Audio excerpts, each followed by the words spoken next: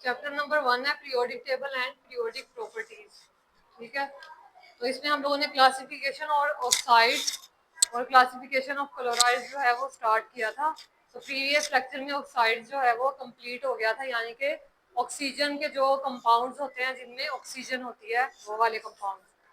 For example SiO2 है, तो Si किसका फार्मूला है? सिलिकॉन का।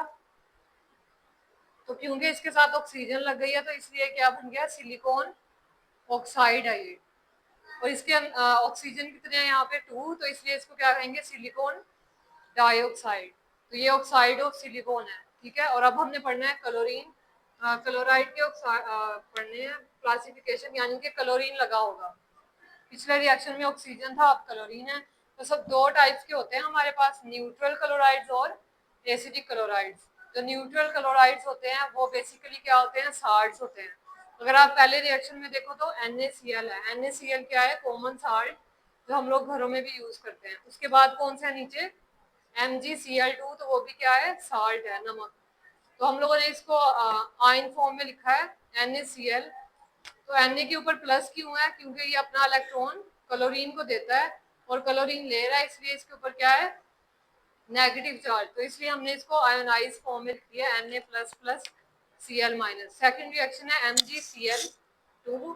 तो मैग्नीशियम जो है वो क्या है? 2 इलेक्ट्रॉन जो है वो लॉस करता है, इसलिए हमने उसके ऊपर क्या लिखा है? Mg+2। ये जो आगे क्लोरीन है इसके साथ 2 आएगा, 2Cl माइनस, क्योंकि वहां पे Cl2 है ना रिएक्टेंट में। तो यहाँ पे क्या आएगा प्रोडक्ट में? 2Cl minus. तो इसको भी हमने आयोनाइज फॉर्म में लिखा है। उसके अलावा इनकी जो pH होती है वो कितनी होती है? 7 होती है। ये भी याद रखना है। At the start of period 3, जब पीरियड 3 स्टार्ट होता है यहाँ से स्टार्ट होगा सोडियम से। सोडियम से लेकर कहाँ तक जाता है? आर्गोन तक। तो जब ये स्टार्ट होगा तो क्लोराइड, सोडियम और मैग्नीशियम जो है वो वाटर के साथ रिएक्ट नहीं करेंगे। यहाँ पे सोडियम है तो आगे जाके यहाँ पे क्या आता है? मैग्नीशियम भी आएगा। तो क्या होगा? वो वाटर के साथ रिएक्ट नहीं करते और जो सोल्यूशन बनता है वो यहाँ तो पॉजिटिव मेटल आयंस का होगा और यहाँ नेगेटिव का, यहाँ दोनों का। तो आप देख रहे हो कि इन दोनों रिएक्शन में क्या है? पॉजिटिव आयन भी बना है और नेगेटिव भी प्रोडक्ट में। तो इसलिए कौन सा क्लोराइड्स है? ये न्यूट्रल क्लोराइड्स हैं और इनके आयंस को हम लोग हाइड्रेटेड आयंस भी कहते हैं। और जो हाइड्रेटेड आयंस होते हैं उस प्रोसेस को क्या कहते हैं? हाइड्रेशन। उसके बाद नेक्स्ट हमारे पास है एसिडिक क्लोराइड। तो उसमें क्या है? हम जो क्लोराइड्स होंगे वो हमेशा एसिडिक होंगे। जैसे जैसे हम लोग पीरियड 3 में मूव करते हैं आगे की तरफ, तो एल्यूमिनियम से लेकर सल्फर तक ऑल क्लोराइड्स जो हैं वो वाटर के साथ रिएक्ट करते हैं। इसमें क्या था? सोडियम और मैग्नीशियम जो है वो नहीं करते, बाकी सारे करते हैं। और यहाँ पे सोडियम और मैग्नीशियम से आगे जाते जाएंगे तो सब वाटर के साथ रिएक्ट करेंगे। और इनकी pH जो है वो लेस देन 7 होती है। उनकी क्या थी? क्लोज टू 7 या 7 होगी, और इनकी हमेशा 7 से कम pH होगी।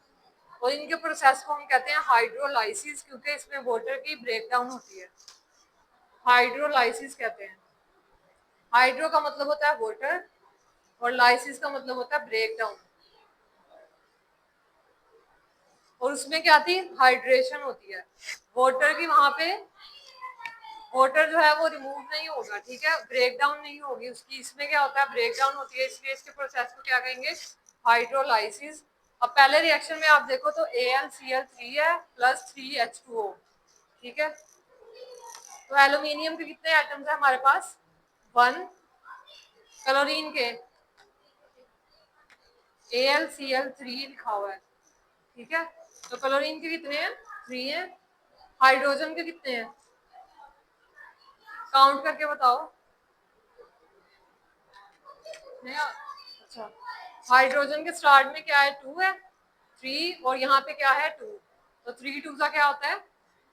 6। तो हाइड्रोजन के कितने हैं? 6 हैं। उसके बाद है ऑक्सीजन। ऑक्सीजन के कितने हैं? 3 हैं। तो हमने सबसे पहले इस रिएक्शन में HCl को रिमूव करना है। तो हमारे पास हाइड्रोजन 6 है, इसमें से हम लोग 3 यूज करेंगे। सबसे पहले लिखेंगे HCl और यहाँ से हाइड्रोजन कितने लेंगे? 3। क्लोरीन कितने हैं? 3। तो इसलिए हमने क्या लिख दिया? इसके स्टार्ट में HCl के 3 लिख दिया, क्योंकि हाइड्रोजन भी 3 है और क्लोरीन भी। अब हमारे पास हाइड्रोजन कितने रह गए, 6 में से 3 गए, 3 रह गए, ठीक है, और क्लोरीन हमारे पास खत्म हो गए हैं। अब क्या क्या बच गया हमारे पास, Al, तो हम लिखेंगे Al, और कौन सा एटम है, OH, ठीक है। तो OH जो है वो हमारे पास 3 है, तो हम लोग यहाँ पे ब्रैकेट लगाएंगे और यहाँ बाहर के लिख देंगे 3, तो क्या बन गया, AlOH3। उसके बाद नीचे वाला रिएक्शन देखो तो उधर है SiCl4 प्लस 2H2O। तो यहाँ पे सिलिकॉन के कितने हैं हमारे पास, सिलिकॉन का 1 है एटम, क्लोरीन के हमारे पास है 4, हाइड्रोजन के 4 हैं, ऑक्सीजन के 2, ठीक है। तो सबसे पहले हमने क्या रिमूव करना है, HCl, तो हमने यहाँ पे क्या लिख दिया, HCl। अब क्लोरीन के जो हैं, ये वाले रिएक्शन, क्लोरीन के कितने एटम्स हैं हमारे पास, 4, इस रिएक्शन में 4 हैं, ठीक है। तो हम लोगों ने 4 क्लोरीन के एटम यूज करने हैं, तो हमें हाइड्रोजन के भी 4 ही करने पड़ेंगे बैलेंस करने के लिए। तो हम लोग यहाँ पे हाइड्रोजन के कितने लेंगे, 3 यहाँ पे है, 4 है यहाँ पे, ठीक है, ये वाला नहीं है, ये पहले का है। हाइड्रोजन कितने हैं, 4, और क्लोरीन भी 4 है, तो इसलिए हमने क्या लिख दिया, 4HCl। उसके अलावा क्या क्या बच गया हमारे पास, क्लोरीन और H जो है वो कट हो गया, सिलिकॉन बच गया और ऑक्सीजन, तो Si लिखेंगे और O लिखेंगे। ऑक्सीजन कितने हैं, ऑक्सीजन 2 है, तो इसलिए हमने SiO के साथ क्या लगा दिया, 2, तो यहाँ पे क्या आ गया, SiO2 प्लस 4HCl। उसके बाद नीचे वाला रिएक्शन है PCl3 प्लस 3H2O। इसमें भी हम लोग सबसे पहले HCl को रिमूव करेंगे।